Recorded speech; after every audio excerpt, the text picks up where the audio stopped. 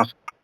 आप बोलना कि बैंकिंग में आईटी सिक्योरिटी एक बहुत ही मेजर टूल है जो बैंक के रिस्क को मिटिगेट करेगा, क्योंकि बैंकिंग के सारे सर्विसेज एंड प्रोडक्ट्स जो हैं आईटी प्लेटफॉर्म पर अवेलेबल हैं। ऐसे में इनको खतरा बने रहता है इससे डैमेज पहुंचाने के लिए। तो इसीलिए आईटी सिक्योरिटी एक अहम रोल अदा करेगा कि आईटी से जुड़े हुए ग्राहकों की सुरक्षा करेगा, साथ ही साथ बैंक के भी जो डाटाज हैं उनको सुरक्षित कर पाएगा। सर अब बैंक इसमें में आए टूल्स इसके। टूल्स जो होते हैं आईटी सिक्योरिटी के, इसमें क्या होते हैं जिनमें आपके फायरवॉल्स होते हैं जो एंटीवायरस को रोकता है, प्लस जो आईटी सिक्योरिटीज में आजकल आर्टिफिशियल इंटेलिजेंस का इंटीग्रेशन किया गया है, जिसमें वेलोसिटी चेक की बात की जा रही है। मतलब एक ऐसा सिस्टम बनाया गया है जो बैंकों में इम्प्लीमेंट किया गया आरबीआई के इंटरवेंशन के बाद, कि ग्राहक के जो ड्यू डिलिजेंस के बाद ग्राहक के जो प्रोफाइल के आधार पर उसके ट्रांजैक्शन को ऑटोमेटिक निगरानी करता है। अगर एक किसान है और कभी साल में एक बार पैसा निकालता है, लेकिन एक दिन अचानक पैसा निकलने लगे तो उसके खाते को लॉक कर देता है। अच्छा, ये बैंक में लागू हो गया है सर? हाँ, लागू हो गया। अभी आपके ग्रामीण बैंक में लागू अच्छा, नहीं हुआ नहीं हुआ। होगा, जी जी। लेकिन आईटी सिक्योरिटी में ये लागू हो गया। मान लीजिए इसको बोलते क्या है सर? इसको बोलते हैं velocity check. Velocity. Velocity check मतलब कितनी गति से पैसा निकाल रहा है। जी। और दूसरा होता है वॉल्यूम चेक, मतलब एक आदमी कितना अमाउंट निकाल रहा है? हाँ, एक महिला अगर अपने प्रोफाइल में खाता खोलते समय बताई है कि वो अगर हाउस वाइफ है, लेकिन उसके खाते में बहुत पैसा आ रहा है जा रहा है, तो उसको रोक लग जाएगा वो, क्योंकि हाउस वाइफ में कहाँ से इतना पैसा आएगा, ऐसा है। ठीक है। जी। और बाकी जो सिक्योरिटी मतलब आपका वायरस, एंटीवायरस है, फायरवॉल है, ये सारी चीजें जो है हो सकते हैं। तो मतलब ये आने वाले दिनों में यही क्रांति, आईटी रिवोल्यूशन जब से हुआ है, ग्राहकों के जीवन को बेहतर बनाने के लिए आईटी का सपोर्ट लिया जाता है। तो इसी वजह से आईटी सिक्योरिटी जो है एक इम्पोर्टेंट टूल है बैंकों के लिए, और आगे सारे प्रोडक्ट्स जो हैं आईटी इनेबल्ड हैं, इसीलिए ये बहुत जरूरी है। अगर मुख्य मुख्य पॉइंट बोलेंगे तो एक आर्टिफिशियल इंटेलिजेंस बोल देना, और फिर एक बोल सकते हो जो ये ग्राहकों के जो फ्रॉडुलेंट ट्रांजेक्शन होते हैं या पूरा डाटा है, डाटा प्रोटेक्शन बोलना, लिखना है तो ऐसे नोट कर डेटा। जी। पहला है डाटा प्रोटेक्शन, ठीक है। हाँ। दूसरा है फ्रॉड प्रिवेंशन। क्या होगा? Fraud prevention. Fraud prevention. कारण क्या है, बैंक जो है प्राइम टारगेट में रहते हैं साइबर क्रिमिनल्स के, है ना। बैंक जो है एकदम प्राइम टारगेट में रहते हैं। तो IT robot system, security system आने से इस जो फ्रॉड प्रिवेंशन को डिटेक्ट कर पाता है और उसका प्रिवेंशन सिस्टम चालू करता है, ताकि रियल टाइम मॉनिटरिंग हो और उसमें एक्शन हो, थोड़ा सा नुकसान हो पाए या रिस्क को मिटिगेट कर पाए, फाइनेंशियल लॉस ना हो। क्योंकि जब भी उस खाते में ऐसा फाइनेंशियल लॉस होगा ग्राहक का, तो फिर आपका भी फाइनेंशियल लॉस होता है ना, उस केस को लड़ोगे, उसको एनर्जी लगेगी। ठीक। तो पहला डाटा प्रोटेक्शन, दूसरा फ्रॉड प्रिवेंशन, तीसरा है बिजनेस कंटिन्यूटी। अगर आईटी सिक्योरिटी है, मेरी आवाज आ रही है? जी सर, जी सर। आईटी सिक्योरिटी है तो बिजनेस कंटिन्यूटी पर जो है सीधा प्रभाव करती है। कारण क्या है, अगर उसमें कोई वायरस आ जाएगा, कोई हैक कर देगा, तो आपका बिजनेस तो रुक जाएगा ना, डाटा तो चुरा लिया किसी ने। इसलिए बिजनेस कंटिन्यूटी, ताकि आप जो काम नॉर्मल काम करते हैं वो काम आप करेंगे। जी। और मान लीजिए नेचुरल डिजास्टर हो गया, आग लग गई, तो अगर आईटी सिक्योरिटी होगा तो आपको डाटा नुकसान नहीं होगा, फिजिकल चीजें बैकअप उसका एक रहेगा। हाँ। दूसरा क्या है, आईटी सिक्योरिटी एक रेगुलेटरी कंप्लायंस भी है। भारतीय रिजर्व बैंक कहती है कि ये आपका अनुपालन है, कंप्लायंस है, कि आप जो आपके यहाँ आईटी सिक्योरिटी इतना अच्छा होना चाहिए कि कोई थर्ड पार्टी प्रवेश न कर पाए। ठीक। अगला जो बेनिफिट है वो ट्रस्ट एंड रेपुटेशन का है। आपके साथ बहुत लोग जुड़े हुए हैं, अपना बहुमूल्य जीवन, कई लोग जीवन का पूरी कमाई आपके पास रख दिए हैं। आपका कौन सा इसलिए छत्तीसगढ़ सिक्योरिटी। ग्रामीण बैंक है ना? जी, छत्तीसगढ़ राज्य का।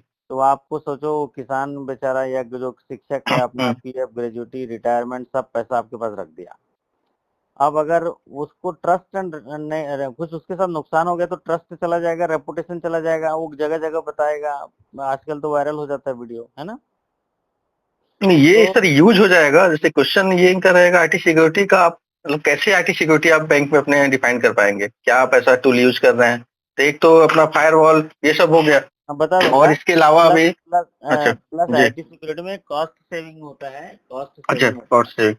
ओके। और फिर, जो मैं टूल्स ऑफ आईटी सिक्योरिटी इसके बाद बताने वाला था, आप पहले जी सुन। जी जी। तो टूल्स ऑफ आईटी सिक्योरिटी जो होते हैं वो आपको पॉइंट वाइज बताना है। हाँ। जैसे कि आपका सेंट्रलाइज फायरवॉल, अच्छा। सेंट्रलाइज फायरवॉल होते हैं। सेंट्रलाइज फायरवॉल क्या होता है, वो पूरा 24 आवर काम करता रहता है और आपके एसेंशियल नेटवर्क सर्विसेज डिवाइसेस को मॉनिटर कंट्रोल करता है। जैसे कि अच्छा। अभी तो हम घर में बैठे हैं, संडे है, लेकिन कस्टमर तो काम कर रहा है ना इंटरनेट पे। जी जी। तो पहला फायरवॉल है, मतलब वो एक दीवार खड़ी करता है जिसमें कोई वायरस नहीं। जी सर, वायरस। दूसरा है आपका जो एक सिस्टम होता है एंटीवायरस, एंटी मेलवेयर सॉफ्टवेयर जो होता है सारे सिस्टम्स में लगे सार होने सिस्टम। चाहिए। अच्छा। एक सेकंड, मेरा ये चार्जर कम हो जा रहा है, मैं कनेक्ट करता हूँ, रुको, है जी जी। बंद हो सकता है।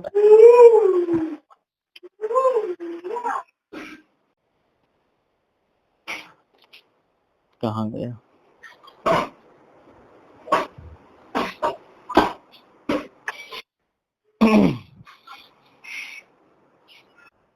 तो एक टूल्स है आपका एंटी वायरस है, एंटी मेलवेयर है, जो आपको आपकी डेडिकेटेड आईटी टीम जो है उसको करती है, ठीक है।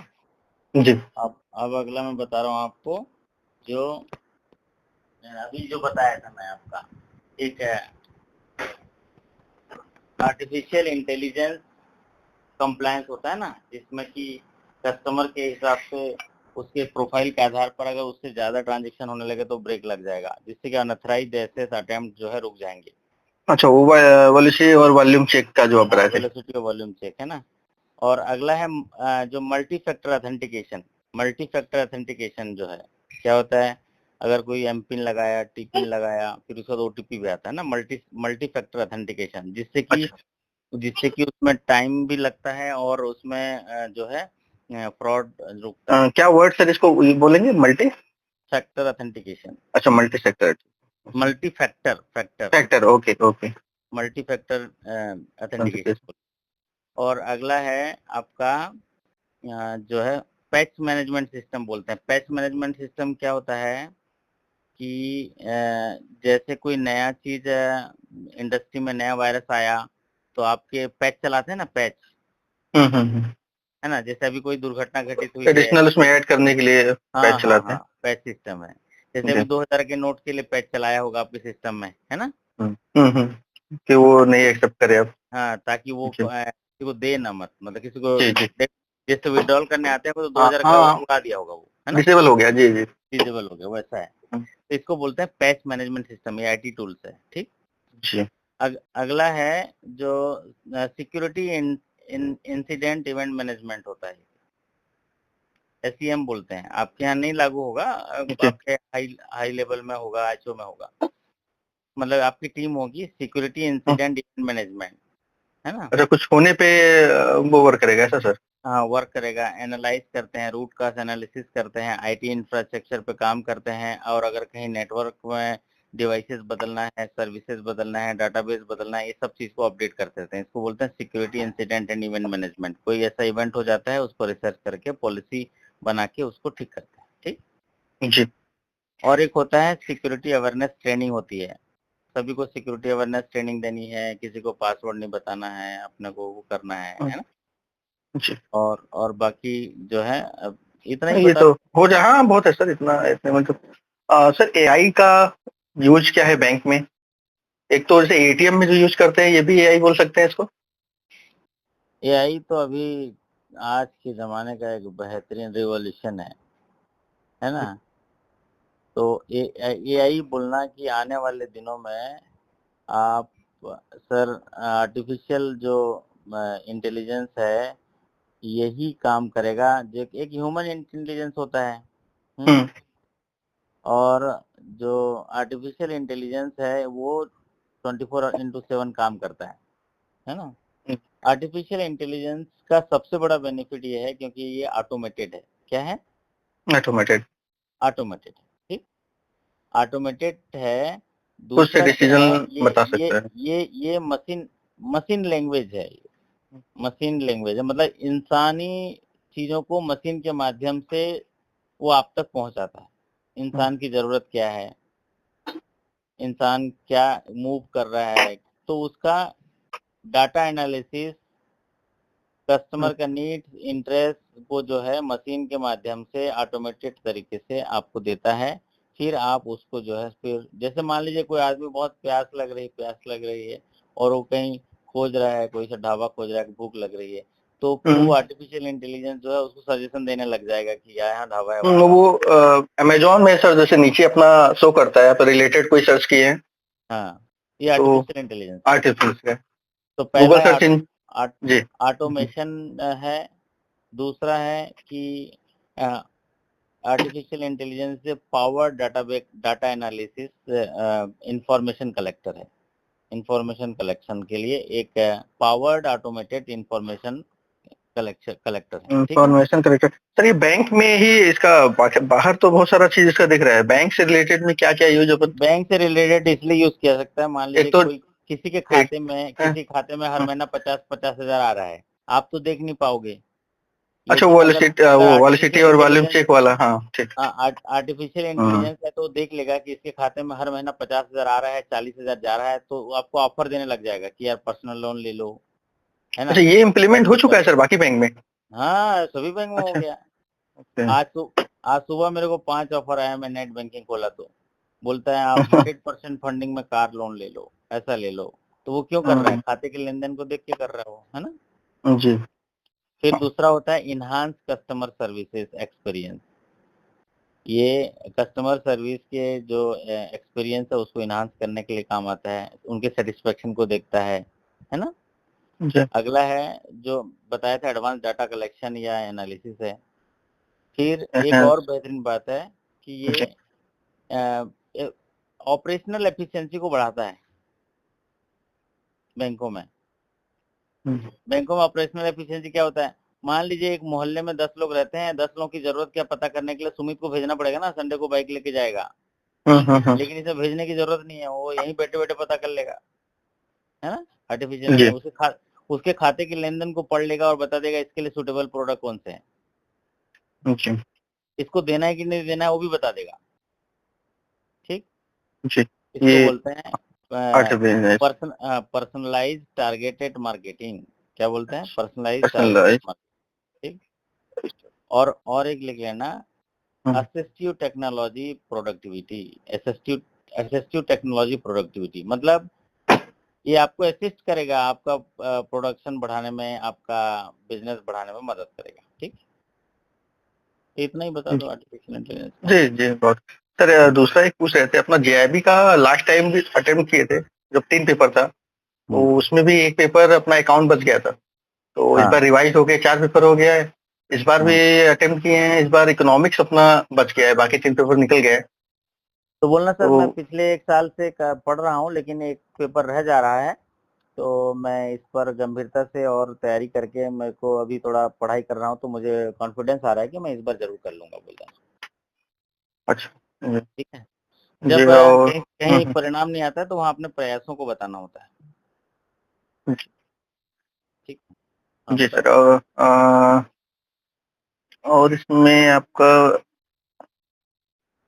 गोल्ड लोन का सर, जैसे अभी नहीं, कार का एक्चुअल में देख रहे हैं, अभी 1 साल से हम कार लोन देख रहे हैं, हम्म, जिसका इसमें हम पीएफ में अपने जिक्र भी किए हुए हैं कि अपना मार्केटिंग कार लोन का कर रहे हैं, और 65 कार लोन लास्ट ईयर था, जिसमें ग्रोथ करके अभी 196 कार लोन हुआ है, 300% का ग्रोथ हुआ है इसमें, ओके। बजट भी अपना अचीव हुआ है। तो इससे रिलेटेड जैसे कार में क्या स्ट्रेटजी है आपकी, कैसे हाँ, इतना किए। हाँ, स्ट्रेटजी वगैरह पूछेगा कि कैसे करते हो, आपका अप्रोच कैसा है, ये पूछेगा। तो वो आप अभी कैसे करते हो?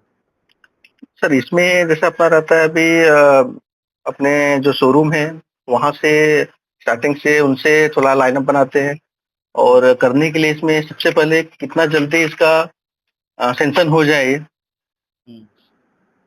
जो मेरे प्रॉम्प्ट में एक्शन के थोड़ा लिए। अच्छे जी, से प्रोफाउंड तरीके से बोलना है कि जी, sir car segment, retail segment में देखता हूँ तो इसमें मेरे को कुछ चीजें मैं पहले से ही चॉकआउट कर लेता हूँ, जैसे कि कस्टमर सेगमेंटेशन निकाल लेता हूँ सर। कस्टमर सेगमेंटेशन अच्छा। मतलब कि मुझे एलिजिबिलिटी पता है कि 2.5 लाख या 4 लाख के जिनकी इनकम है, क्योंकि गाड़ियां जो है 5 लाख से जी, जी, कम जी, आती ये हैं, तो मैं इसलिए कस्टमर सेगमेंटेशन कर लेता हूँ सर। मेरे सर्विस एरिया में टारगेटेड कस्टमर जो होते हैं उनका मैं लिस्ट बना लेता हूँ, ठीक है। फिर हुँ, उसके बाद जो है उनकी मीटिंग्स और उनसे कांटेक्ट करता हूँ, मीटिंग और कांटेक्ट। और तीसरा काम जो करता हूँ मैं डीलर के साथ पार्टनरशिप या डीलर के साथ जो है कनेक्शन रखता हूँ, ताकि जो परचेजर जो आते रहते हैं या प्रपोज्ड परचेजर है उनकी इंफॉर्मेशन हमें मिलती है। हुँ, और एक हमारे यहाँ टारगेटेड मार्केटिंग कैंपेन भी है सर, जिसके तहत हमने कुछ टाई अप किया हुआ है डीलर के साथ। तो उनके जो डीलर हैं उनको हम अपने बैंक के रिक्वायरमेंट के आधार पर एलिजिबिलिटी क्राइटेरिया को हम उनको बता देते हैं।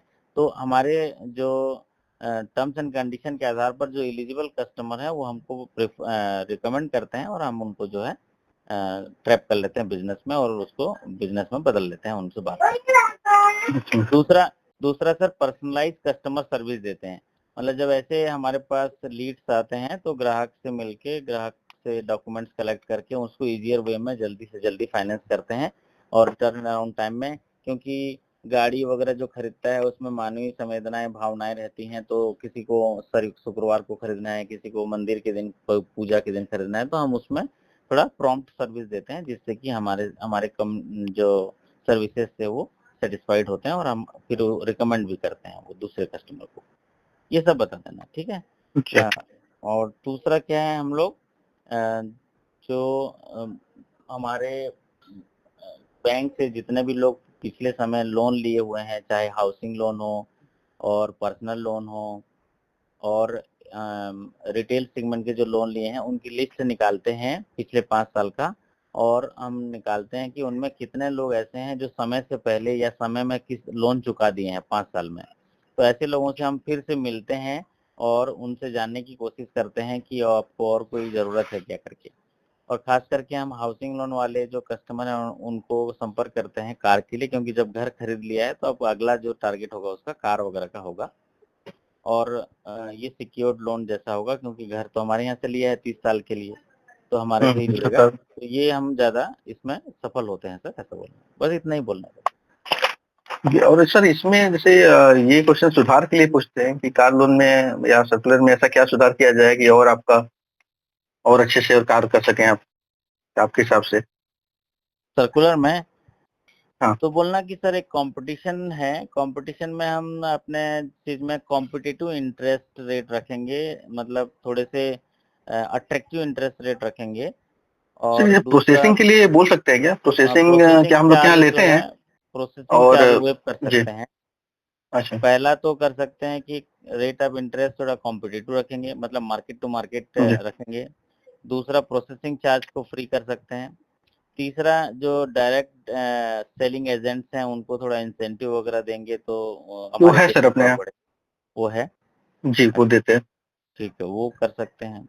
और बाकी जो है स्पेशल टीम्स, डेडिकेटेड टीम्स रहेगा जो real time turn around time में हम्म, ही डिस्पोजल कर दे, तो ये होगा।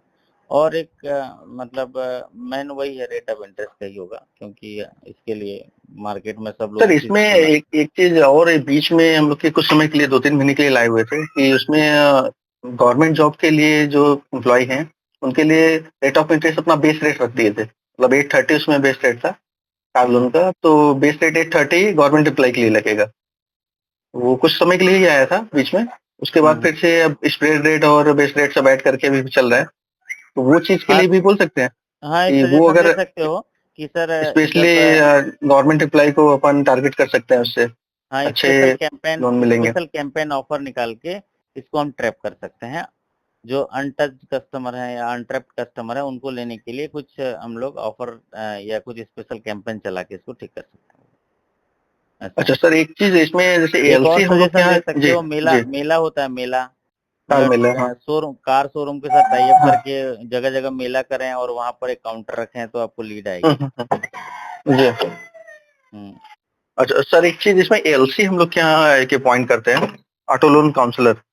हाँ हाँ। जिसमें मतलब उनको कुछ पे आउट 0.20 का पे आउट रहता है, जो डीलर और एएससी के अलावा पे आउट रहता है। मतलब किसी को अच्छा। अपॉइंट कर सकते हैं हम लोग, हम्म उनको उनके थ्रू कार लोन सोर्स करा के पेमेंट कर हम्म। सकते हैं। ओके, तो हाँ ये भी। उसमें जैसे, जी उसमें नहीं, ये एक्चुअल में अपना यही था सर, जो ज्यादा होने का रीजन जो था कि एलसी हम्म हम बहुत सारे पॉइंट किए, और उसमें क्या किए, शोरूम में ही जो अपने डीलर जो एजेंट रहते हैं, हम्म। कुछ एजेंट को ही एलसी बनाए।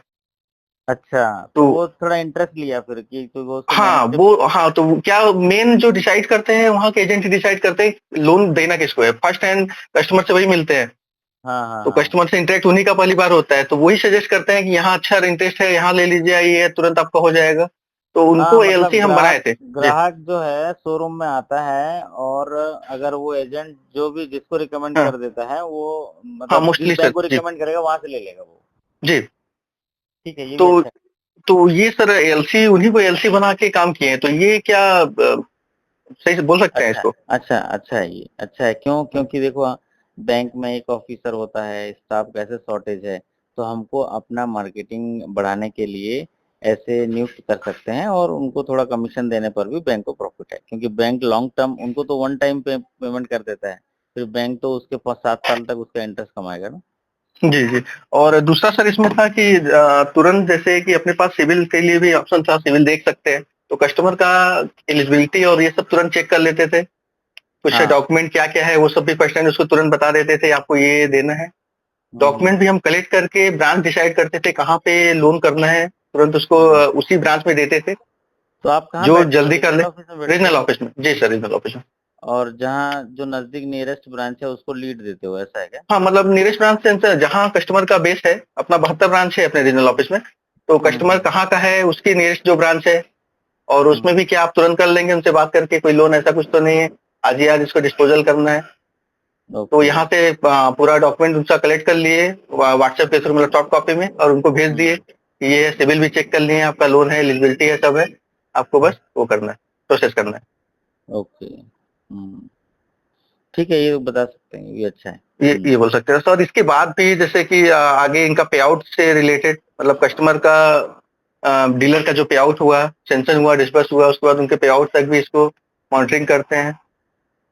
हाँ, लोन अच्छी बात खराब है। ना हो 1 साल तक, इसको भी पूरा देखते हैं कि लोन आगे भी 1 साल तक कम से कम लोन सही चले, उसको मॉनिटरिंग करते हैं। ये सब चीज सर हुँ, ऐड कर सकते हैं। ऐड कर सकते हैं, ऐड कर सकते हैं। अच्छा। मतलब इससे दिखेगा कि सिर्फ लोन देना नहीं, उसके बाद मॉनिटरिंग और रिकवरी पर भी हमारा ध्यान रहता है, ताकि जो लोन जिस कस्टमर को दिए हैं उसमें हमको प्रॉफिट अर्न हो। मेन उद्देश्य है हमारा कि हमारे जो सस्टेनेबल बैंक फाइनेंस हो, यही है ना? जी। ये कह सकते हैं आप।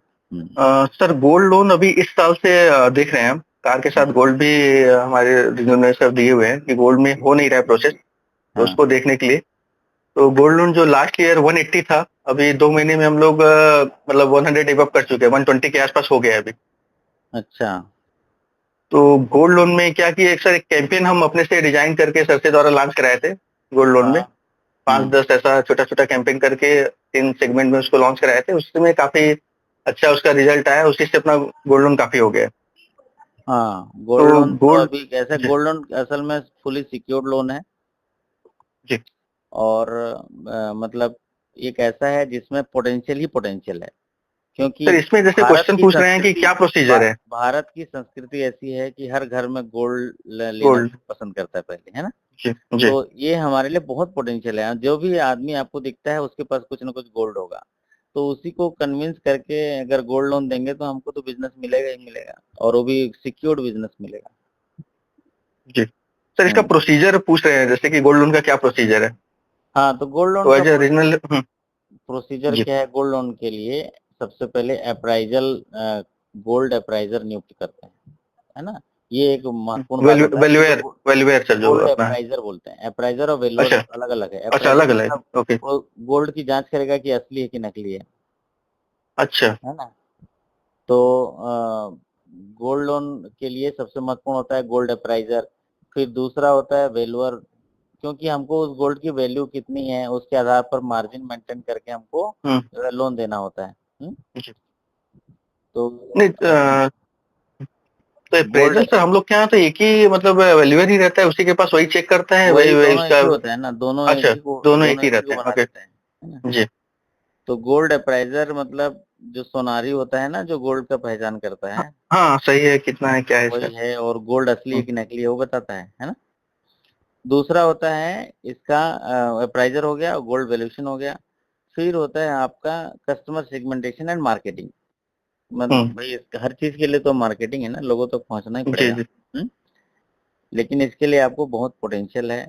साथ ही साथ इजी लोन एग्रीमेंट, मतलब बहुत सिंपल दस्तावेज के साथ ये हो जाता है। एक मतलब बेलमेंट ऑफ गुड्स होता है, एग्रीमेंट लेते हो जिसमें हम्म, प्लेस करते हैं ना, प्लेस का जी एग्रीमेंट, जी जी। और डिस्चार्ज सर्टिफिकेट देता है।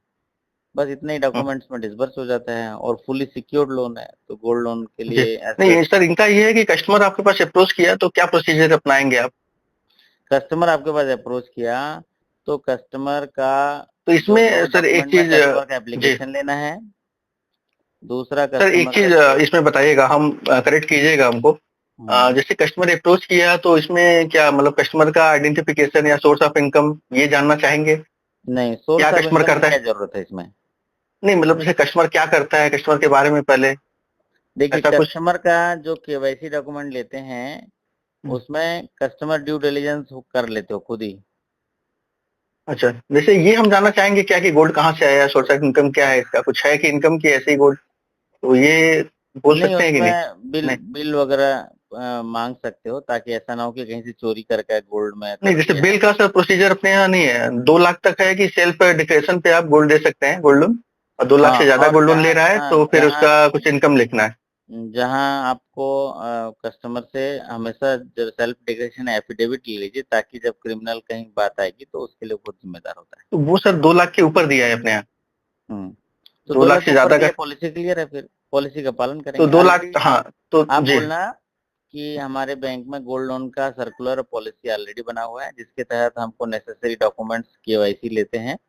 केवाईसी लेने के बाद 2 लाख रुपए तक कोई डिक्लेरेशन नहीं, 2 लाख रुपए ऊपर डिक्लेरेशन लेते हैं।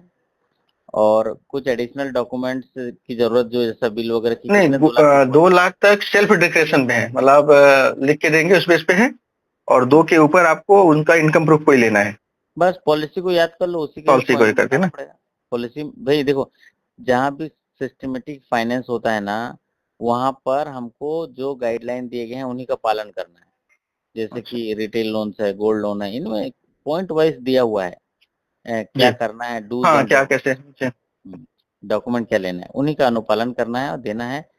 और जो है ये है कि कस्टमर को सेगमेंटेशन करके उनको बेस्ट सर्विस देना है, तो वो ले लेगा। ठीक है। जी। अ, और प्रमोशन क्यों लेना चाहते हैं सर? आप बताओ प्रमोशन क्यों लेना चाहते हो। हम्म, सर मेरा एक्सपीरियंस बहुत सारे अ, हम्म। इसका थोड़ा सा नहीं किए हैं सर यार। बताओ ना अपना जी जी, खुद का हम एक्चुअल नहीं, बताओ हम बता कि आप क्यों लेना जी। चाह रहे हो, आप इतना मेहनत क्यों कर रहे हो, उसी को पहले बताओ। सर मुझे 7 साल का कार एक्सपीरियंस का अनुभव है, और मैंने बहुत सारे सेगमेंट में काम किया है। बैंक ने जैसे जैसे जिम्मेदारी दी है, सारे सेगमेंट में मैंने काम किया है। आरओ में 3 साल से पोस्टिंग है। मुझे क्रॉस सेलिंग इंचार्ज के रूप में भी काम करने का मौका मिला, उसमें भी मैंने अपना 100% दिया। अभी हम कार लोन और गोल्ड लोन देख रहे हैं, ऐसा मत उसमें भी बोलना, अच्छा रिजल्ट जी। प्रमोशन इसलिए लेना चाह रहे हैं सर, पिछले 7 साल से जो मेरा बैंकिंग अनुभव रहा, अच्छा। जो विभिन्न जी। काम काज को मैं देखते हुए हम्म। आज की स्थिति पर पहुंचा हूँ, इससे मुझ में बहुत साहस आया, बहुत अच्छा। आत्मविश्वास आया कि मैं इससे भी बेहतर सेवा दे सकता हूँ। और मैं पदोन्नति पाने के लिए मेरे अंदर एक आत्मविश्वास आया, जिसके कारण मैं नई जिम्मेदारी को लेने के लिए तैयार अपने आप को देख पा रहा हूँ। इसीलिए मैं प्रमोशन लेने के लिए आपके सामने प्रस्तुत हूँ। प्रमोशन लेने से एक मॉनेटरी बेनिफिट मुझे मिलेगा, जिससे कि मैं अपना जीवन स्तर को अच्छा कर पाऊंगा, मेरे परिवार के लिए मैं कुछ अच्छा देखभाल कर पाऊंगा, और घर परिवार के लिए मैं गौरव बन पाऊंगा। और मुझे समाज में बहुत सारे लोग देखते हैं, तो उनके लिए भी प्रेरणा का स्रोत बन पाऊँगा, इसीलिए मैं प्रमोशन लेना चाहता हूँ। साथ ही जब प्रमोशन लूँगा तो बैंक में जो मुझे बड़ी ज़िम्मेदारी दी जाएगी, उस ज़िम्मेदारी को भी मैं बहुत अच्छे से कला-कौशल के साथ निभा पाऊँगा और समाज कल्याण के काम को और अच्छे से कर पाऊँगा, इसीलिए मुझे प्रमोशन लेना है, ऐसे करके, है ना? अच्छा। सर ये और इसमें जो पावर क्या बोलते हैं इसको अपना जैसे कि लिमिट बहुत सारे अपने आईडी में रहती है जिसे यूज़ नहीं कर पाते हैं। हुँ, अनयूज़्ड लिमिट। हाँ, मतलब बहुत सारे ट्रांज़ैक्शन होता है जो हम लोग क्लोज़र नहीं देख पाते हैं टीएल का क्या है हुँ। और ऐसी बहुत सारी चीज़ों में प्रॉब्लम आती है, फेस करते हैं। तो वो प्रमोशन से उससे रिलेटेड कुछ ऐसा बोलने के लिए? हाँ, अभी आप क्लरिकल में हो ना? जी, जी सर। तो अभी क्लरिकल में बहुत सारी हमारी बाइंडिंग्स है। जी। हम ऑफिसर हो जाएँगे तो सुपरविज़न में आएँगे, प्लस कुछ डिसीज़न मेकिंग मैनेजमेंट का पार्ट होंगे और हम जो है बैंक के लिए और अच्छा काम करने के लिए मुझे मुझे लगता है मेरे अंदर एक स्किल आया है, इसीलिए मैं तैयार हूँ बोल रहा हूँ। है ना? जी। और अभी हम बहुत चीज़ चाहते हुए भी नहीं कर पाते हैं क्योंकि हमारे रिस्ट्रिक्शंस हैं। है ना? इसी वजह से। तो क्या चीज़ चाहते हो वो भी पूछेंगे, तो बोलना सर मैं जो अकाउंट जैसे मोबिलाइज़ेशन करना चाहता सर हूँ, बिज़नेस इसमें बढ़ाना चाहता हूँ, ये सब इसमें बोल चीज़। सकते हैं कि अपना कार में ही जैसे कि हम वहीं पे चाहते हैं अगर शोरूम में अपने पास रहेगा तो तुरंत उनको डीओ भी दे सकते हैं, हाँ, हाँ। टेंशन का अथॉरिटी रहेगी तो। हमको डेलीगेटेड पावर आ जाता है हमारे पास, ठीक? ओके, हुँ, इतना तैयारी कर लो, है ना? जी और सर एक लास्ट क्वेश्चन था एक शाखा प्रबंधक बना दिया जाए तो आप क्या करेंगे? बताओ क्या करेंगे? शाखा प्रबंधक बन जाएँगे तो क्या 3-4 चीज़ें बुलेट पॉइंट में आप बताओ कैसे करोगे? सर सबसे पहले वहाँ के जिस शाखा का रहेगा सर वहाँ पे क्या स्कोप है वो सबसे पहले देखेंगे हुँ, कि किस चीज़ की मतलब केसीसी बेल्ट है कि एग्रीकल्चर बेल्ट है कि अपना पर्सनल बेल्ट है वहाँ पे टीचर्स हैं या सैलरीड अकाउंट जाता है, वो देखेंगे। उसके बाद एक कस्टमर मीट वहाँ पे रखेंगे, जो-जो अच्छे कस्टमर हैं उनसे मिलेंगे। हुँ, उसके बाद सर उन कस्टमर से जो हमारे पुराने कस्टमर गए हैं उनको ही बैंक की सर्विस प्रॉम्प्ट सर्विस देने की कोशिश करेंगे सर। अच्छी सर्विस रहेगी तो अपने बिज़नेस अपने आप ही बढ़ेगा अपना। हुँ, हुँ, हुँ। तो पूरा प्रयास मेरा प्रॉम्प्ट सर्विस देने का ही रहेगा, जितनी अच्छी सर्विस दे सकें, वो देने का प्रयास रहेगा।